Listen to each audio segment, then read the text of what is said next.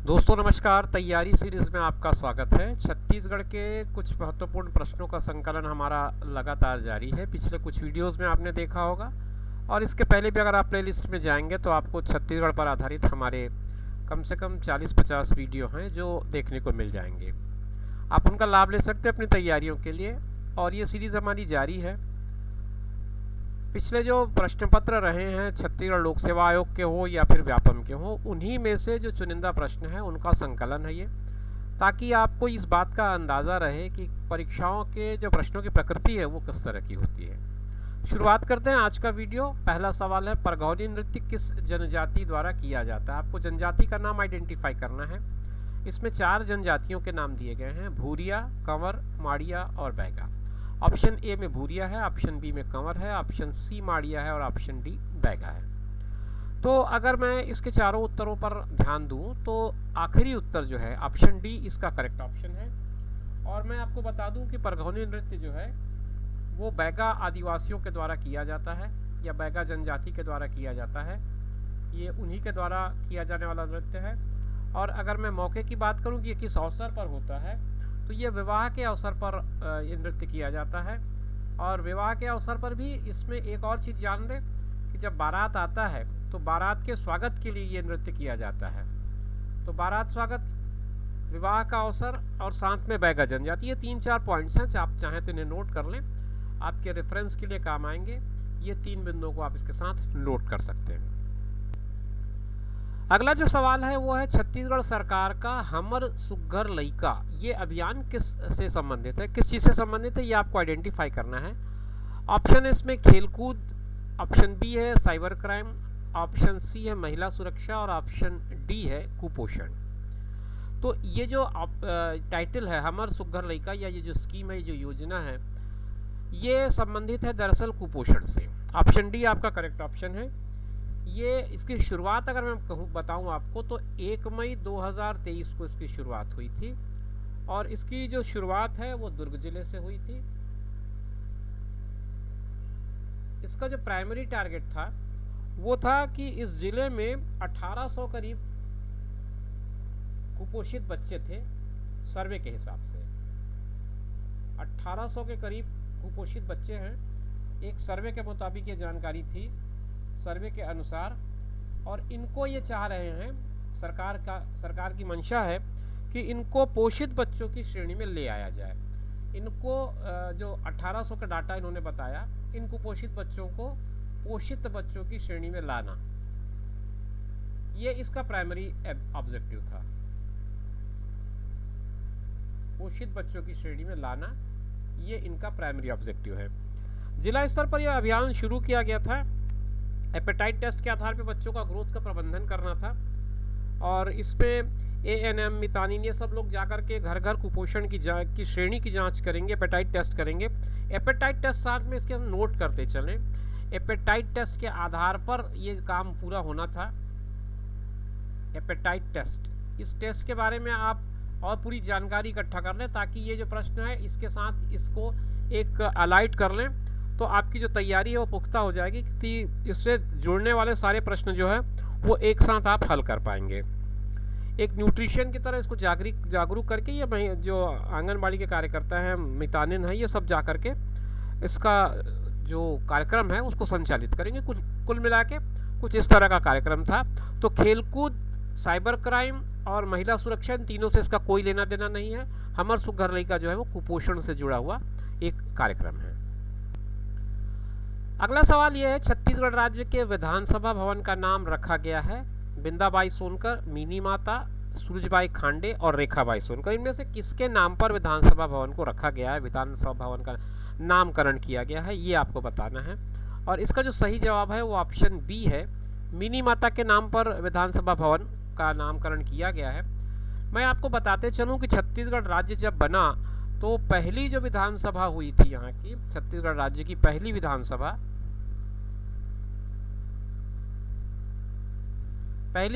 की बैठक हुई थी राजकुमार कॉलेज के हॉल में। और राजकुमार के कॉलेज के हॉल में अगर मैं गलत ना हूँ तो इस हॉल को जशपुर हॉल भी कहा जाता है। यहाँ पर पहली बैठक हुई थी छत्तीसगढ़ राज्य बनने के बाद। फिर बाद में विधिवत रूप से विधानसभा भवन जो है उसके लिए चिन्हित किया गया। लगभग ये समझिए सेमरिया के आसपास का एक इलाका है जिसे अब विधानसभा के नाम से ही जाना जाता है, और उस भवन का नामकरण कर दिया गया मिनी माता के नाम पर। तो आपके प्रश्न का जवाब जो है वो बी है। लेकिन साथ में ये बात भी नोट करते चलें कि पहली जो विधानसभा हुई थी वो राजकुमार कॉलेज में जशपुर हाल में इसके सदन की पहली बैठक आयोजित की गई थी। आइए अगला सवाल देखते हैं। अगला सवाल है, बलरामपुर जिले का सुगंधित चावल है, नाम इनके 4 नाम दिए गए हैं, विष्णुभोग, बासमती, दूबराज और चगारो जीरा फूल। बलरामपुर जिले का सुगंधित चावल है, चावल का जो नाम है वो क्या है आपको आइडेंटिफाई करना है, और इसके आइडेंटिफिकेशन के लिए आपको डी ऑप्शन तक आना ही पड़ेगा। चगारो जीरा फूल इसका सही उत्तर है। ये जो चगारो जीरा फूल है ये सुगंधित चावल है बलरामपुर का, और इसकी ख्याति बहुत दूर दूर तक फैली हुई है। दरअसल बलरामपुर ज़िले का एक ऐसा गांव है जहां के चावल की खुशबू देश विदेश तक पहुंच गई है, और ज़िला मुख्यालय से करीब करीब 90 किलोमीटर दूर, मतलब बलरामपुर ज़िला मुख्यालय से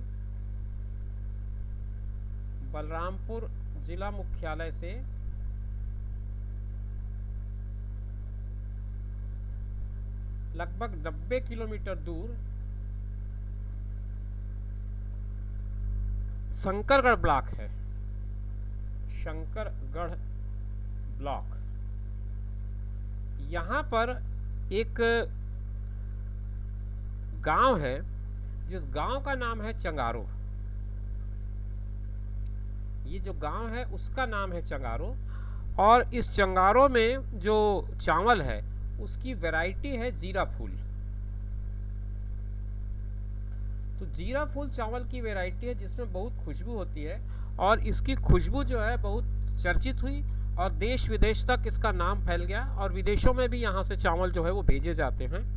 तो चंगारो या चांगरो, आप प्रोनाउंसिएशन थोड़ा इधर उधर हो सकता है, कहीं कहीं पर इसको चांगरो लिखा जाता है, कहीं चंगारो लिखा जाता है, कहीं चंगरो लिखा जाता है। तो आप इन सब में कंफ्यूज मत होइएगा। कुल मिलाकर के बात वही आती है, जीरा फूल और चंगारो। जीरा फूल एक तरह से इसकी वैरायटी है चावल की, और चंगारो उस गांव का नाम है जो शंकरगढ़ ब्लॉक में है, बलरामपुर जिले से लगभग 90 किलोमीटर की दूरी पर स्थित है। यहाँ का ये गांव का चावल है, चावल की एक वैरायटी है। आप गांव का नाम चंगारो याद रखिएगा, उसके साथ जीरा फूल जो है वो चावल की वैरायटी याद रखिए।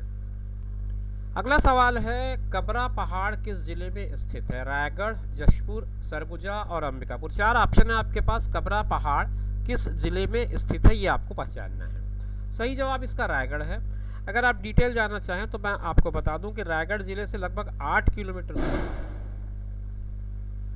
किलोमीटर दूर विश्वनाथ पाली और भद्रपाली के निकट, विश्वनाथ पाली और भद्रपाली, इसके पास में स्थित है ये पहाड़ी घनी झाड़ी और वृक्षों से घिरा हुआ दुर्गम स्थान है। यहाँ तक पहुँचने के लिए लगभग 2000 फीट की खड़ी चढ़ाई जाना पड़ता है, और यहाँ पर शैलाश्रय के चित्र हैं, शैल चित्र हैं एक तरह से, और वो जो शैल चित्र हैं वो लाल रंग में हैं, गहरे लाल में। खड़िया, गेरू, ये सब में इस तरह के कलर में रंग जो है उसका कुछ इस तरह का है। खड़िया का रंग है, गेरू का रंग है, गहरा लाल है। इसमें कुछ चित्र बनाए गए हैं, और इनमें जो चित्र बनाए गए हैं उन चित्रों में आपको कछुआ देखने को मिलेगा, आपको घोड़ा देखने को मिलेगा, आपको हिरण देखने मिलेगा। तो कुछ इस तरह की आकृतियां हैं जो जानवरों की आकृतियां हैं। इसमें जो जंगली भैंसें हैं उनका भी चित्र देखने को आपको मिल जाएगा। तो इसका मतलब हम ये समझें कि उस क्षेत्र में तब ऐसे जानवर पाए जाते रहे होंगे, क्योंकि ये जो कबरा पहाड़ी में जो चित्र बने हैं, शैलाश्रय जो है, उनमें तरह तरह के चित्र हैं। लंबे फलक हैं, अर्धचंद्राकार, लघु पाषाण के औजार हैं। ये क्षेत्र पूरा का पूरा महानदी की घाटी में आता है, और मानव के निवास के प्रमाण भी मिलते हैं। चीनी यात्री वेनसांग भी इसके बारे में अपने पुस्तक में लिखते हैं, उनके पुस्तकों में भी इसका जिक्र आया है। तो कुल मिलाकर के बात करें तो काफ़ी प्राचीन जगह है। कबरा पहाड़ जो है वो रायगढ़ में, आपके प्रश्न के हिसाब से अगर उत्तर खोजूँ तो रायगढ़ इसका सही उत्तर है। किस जिले में है? 8 किलोमीटर दूर है रायगढ़ जिला मुख्यालय से। विश्वनाथ पाली भद्रपाली के बीच स्थित है और यहाँ पर लाल रंग में बने कुछ चित्र मिलते हैं, कुछ जानवरों के चित्र मिलते हैं उसमें। ये मैंने आपको पूरा डिटेल में बता दिया है। अगला सवाल है, हसदेव बांगो परियोजना किस जिले में है? छत्तीसगढ़ में हसदेव बांगो परियोजना किस जिले में है? आपके ऑप्शंस हैं रायपुर, दंतेवाड़ा, कोरबा और बीजापुर। 4 ऑप्शंस हैं आपके पास, इन्हीं में से आपको ऑप्शन चूज करना है। हसदेव बांगो परियोजना के बारे में ये आपको पता ही है कि ये जो हसदेव बांगो परियोजना है वो काफ़ी लोकप्रिय परियोजना है। एक पिकनिक बनाने के लिए अच्छी जगह भी है ये। और आपको अगर इसका सही उत्तर तक पहुंचना है तो आपका सही उत्तर हो जाएगा कोरबा। हसदेव बांगो डैम के नाम पे फेमस है ये, और कोरबा जिले के मुख्यालय से, कोरबा जिला मुख्यालय से ये करीब करीब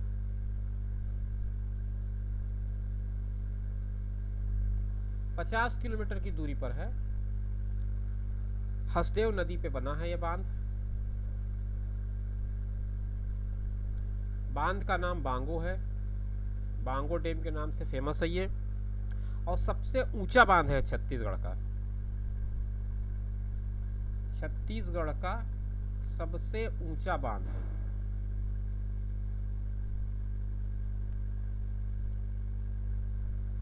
इसकी ऊंचाई की बात करूं तो 86 मीटर की ऊंचाई है इसकी, और लंबाई की बात करूं तो 555 मीटर लंबा है।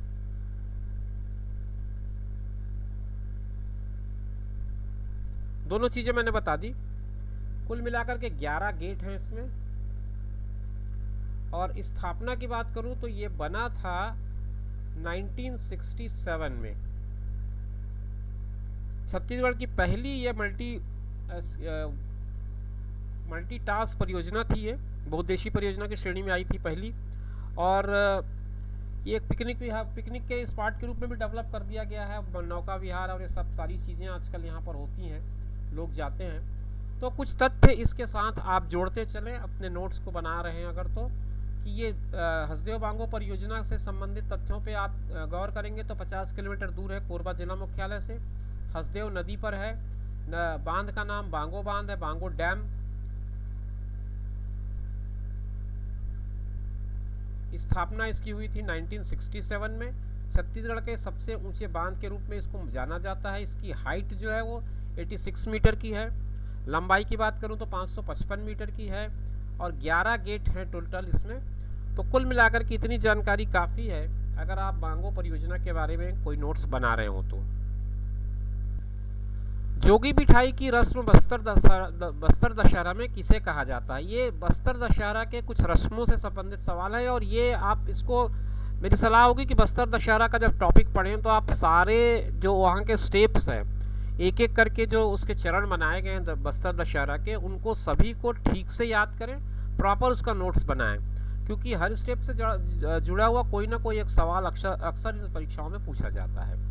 तो ऑप्शन इसके हैं मूर्तियों की स्थापना, रथ के ध्वज की स्थापना, मंदिर में कलश की स्थापना और पुजारी की नियुक्ति। सही जवाब इसका है मंदिर में कलश की स्थापना। दशहरे के दौरान 9 दिन तक के क्या होता है कि बिना खाए पिए एक मौन अवस्था में योग के बैठे होने की जानकारी मिलती है। ये जानकारी मिलती है प्रवीर चंद भंजदेव को, जो राजा थे उस समय के। तो वो खुद उनके पास मिलने गए उस व्यक्ति के पास और उसका कारण पूछा। तो योगी ने उनको बताया कि दशहरा पर्व को निर्विघ्न शांतिपूर्वक संपन्न कराने के लिए उन्होंने ये तप किया है। तो इसके बाद से ही उन्होंने, राजा प्रवीर चंद भंजदेव ने एक भवन का निर्माण कर दिया था जहाँ पर बैठ करके वो इस काम को करें, और ये एक तरह से रस्म बन गई। और ये हल्बा जाति का कोई युवक है, वो उस पर बैठ करके तपस्या करता है। तो ये सारी परंपराएं हैं, जुड़ी हुई हैं। तो मंदिर में कलश स्थापना की जो स्टेप होता है उसको हम जोगी बिठाई कहते हैं। जोगी बिठाई मतलब कलश की स्थापना। कलश स्थापना का ये एक तरह से पर्व है कह सकते हैं, चरण है कह सकते हैं। बस्तर दशहरा के अंतर्गत एक महत्वपूर्ण हिस्सा होता है। छत्तीसगढ़ का चेरापूंजी कहलाता है। ऑप्शन मैनपाट, अबूझमाड़, जशपुर और बस्तर। 4 ऑप्शन है आपके पास, चारों में से जो सही ऑप्शन है उसको पिक करना है। ऑप्शन बी इसका करेक्ट ऑप्शन है। अबूझमाड़ की पहाड़ियों में सबसे ज़्यादा वर्षा होती है। छत्तीसगढ़ के मामले में अगर बात करें तो छत्तीसगढ़ में अबूझमाड़ की पहाड़ियाँ ऐसी हिस्सा है, जोग्राफिकल पार्ट पे अगर आप कंसीडर करेंगे तो वहाँ पर सबसे ज़्यादा वर्षा होती है, इसीलिए इसको हम छत्तीसगढ़ का चेरापूंजी कहते हैं। इस वीडियो का आखिरी सवाल देखते हैं और उसके साथ ही इस वीडियो को हम यहीं पर समाप्त करेंगे। सवाल ये है कि किस दिन छत्तीसगढ़ में छेरछेरा का पर्व मनाया जाता है। ऑप्शन ए माघ मास की पूर्णिमा, ऑप्शन बी पौष मास की अमावस्या, ऑप्शन सी पौष मास की पूर्णिमा और ऑप्शन डी है श्रावण मास की अमावस्या। तो देखिए, इस प्रश्न का जो सही जवाब है वो है पौष मास की पूर्णिमा। ये ऑप्शन सी आपका सही जवाब है। और अगर अंग्रेजी कैलेंडर के हिसाब से देखें तो ये दिसंबर जनवरी के आसपास आता है, ये पौष मास की पूर्णिमा। और ये एक तरह का फसल का उत्सव है, जब फसल पक जाती है और आपके संकलन का काम जब चलता है तो उस दौरान ये मनाया जाता है।